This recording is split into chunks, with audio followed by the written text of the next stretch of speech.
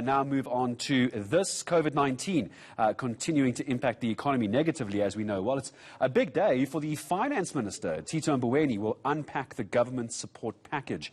It's aimed at easing the burden on businesses and ordinary citizens. So what can we look forward to? What are we expecting? Speaking to us from Johannesburg ahead of the address is tax policy expert Beatrie Gouws from the South African Institute of Tax Professionals. Beatrie, good morning to you. And it's such a big day, isn't it? Not just for individuals, but businesses at the best time of year. But now that we know that, and we're hoping, of course, Tito Mboweni has some good news for business and relief packages, what are you expecting? What are you hoping for?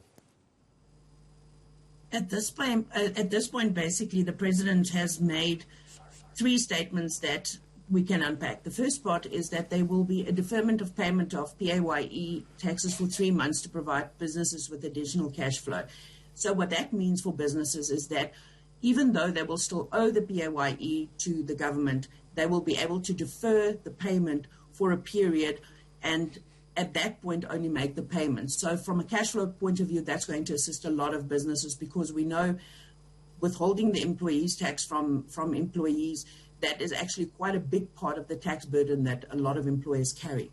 The second part is the deferment of the payment of excise taxes by the alcohol sector for 3 months to ease the burden on the sector as it recovers. Now, that is extremely helpful because, as we know, the alcohol sector has been struggling for quite some time, especially during the lockdown on and lockdown off period. And then lastly is the reinstatement of the 350 per month support grant for unemployed people until March 2022. And I think that last part especially is particularly welcome because we know in our country unemployment is vast, and this particular benefit will, I think, go a long way to supporting a lot of people. We know it's not ever enough, but for now, it's going to be something. No, absolutely. Can we talk just for a moment from the business side? We'll talk about that 350 Rand grant in a moment, Beatrie. Just on the business side, when we talk about a deferment, the moment I heard deferment on the weekend, I knew there was going to be confusion on social media. 3-month deferment, especially for the alcohol industry, it doesn't mean that it's 3 months free, does it? Just explain exactly what is meant by that. SARS always gets their money somewhere, don't they? Well, in certain instances, there is a total tax relaxation. For example, if something is made exempt in toto. And when that happens, that means your tax bill is scrapped totally. But that is very rare. It does happen in some cases, but it's rare. In this particular case, it's as if government pressed pause on your payment obligation. So that means for businesses, you still owe your PAYE to SARS. And what we do in our newsletter every week is we explain how to put this payments and the deferment together so that you can work out how much you owe SARS and when should you pay it. So it's still payable. It's just not payable now. So that means you can use the cash to pay your employees, to pay your debts, to basically keep your business alive for the next couple of months.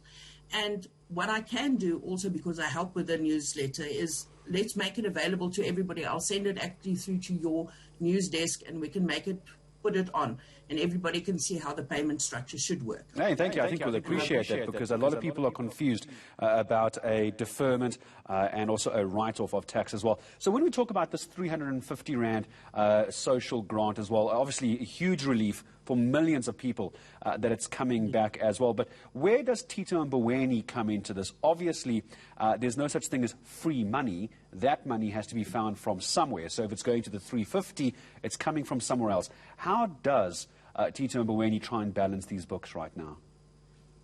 From what we saw in the president's speech, the tax collection has been a bit more robust than we anticipated, which is incredible considering everything that the country has been through in the last little bit, especially considering what has been happening with regards to KZN and other parts of the country.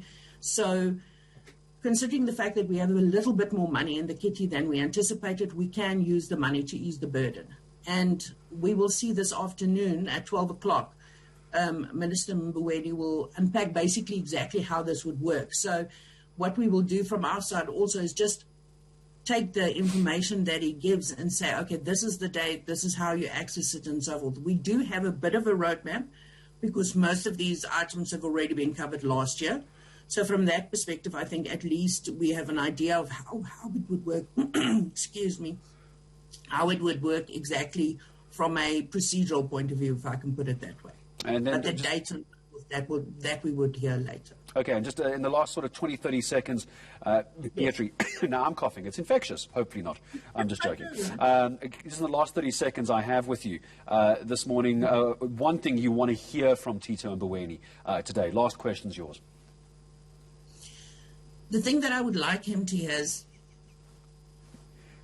I want him to reassure us that things will be okay, that we are going to support as many people as possible for as long as possible.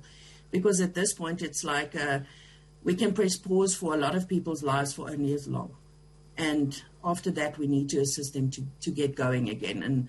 And I think we all rely on each other. So the sooner that can happen, the better for all of us. I think beautifully said as well, and I appreciate your time in speaking to us this morning here on eNCA. Beatrie Gouws, tax policy expert, speaking to us from Johannesburg. She is from the South African Institute of Tax Professionals.